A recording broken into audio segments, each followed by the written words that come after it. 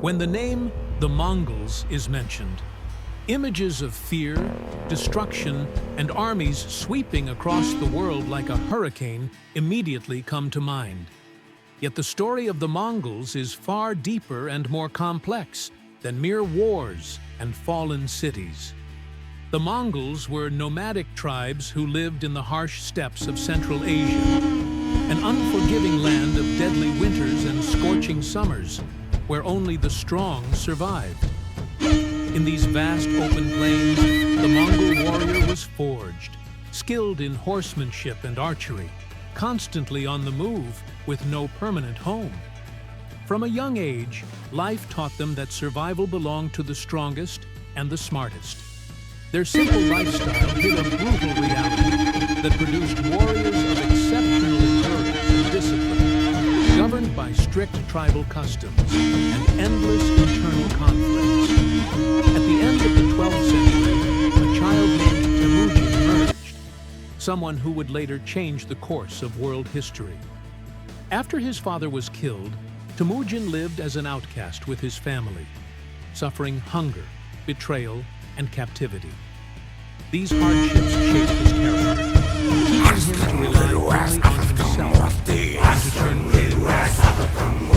He was not the strongest physically, but he was the most intelligent and most perceptive. He gathered followers not through noble lineage and wealth, but through loyalty and an idea revolutionary for a tribal society.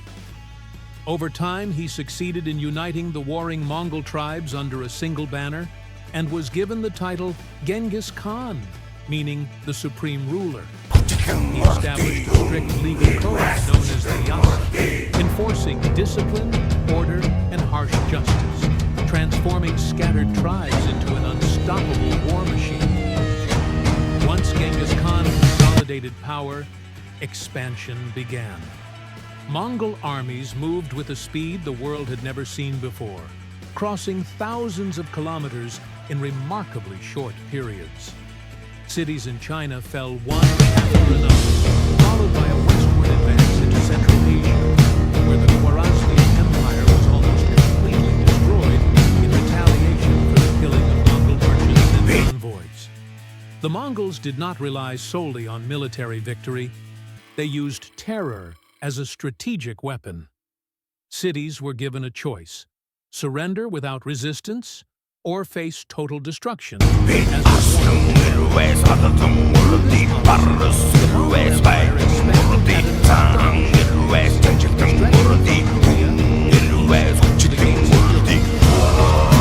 Mongol power reached its peak in the 13th century, particularly with their entry into the Islamic world.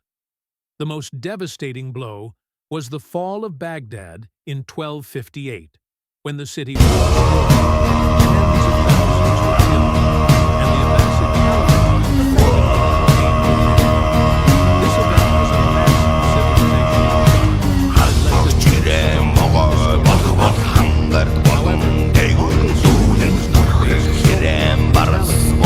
Their military organization was highly advanced, relying on small units, rapid communication, and intelligent tactics such as feigned retreats and multi-directional encirclement. The Mongol horseman was at once a fighter, an archer,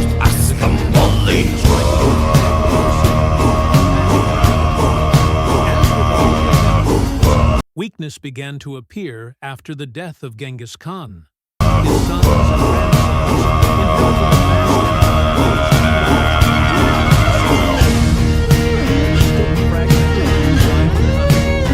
and pursuing its own ambitions. Over time, the unity that once made the Mongols invincible faded, and defeats began to occur.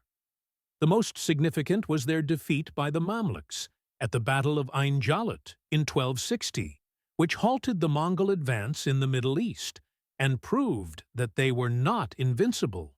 Despite the bloodshed and destruction associated with their name, the Mongol legacy cannot be reduced to violence alone. They secured trade routes, revived the Silk Road, and facilitated the exchange of goods, ideas, and technologies between East and West. Under their rule, cultures interacted in unprecedented ways, leaving a lasting impact on world history. The story of the Mongols remains one of the most controversial and fascinating chapters in history. A tale of overwhelming power built in a short time, reshaping the world, then fragmenting and fading away, reminding us that no empire, no matter how great, is eternal.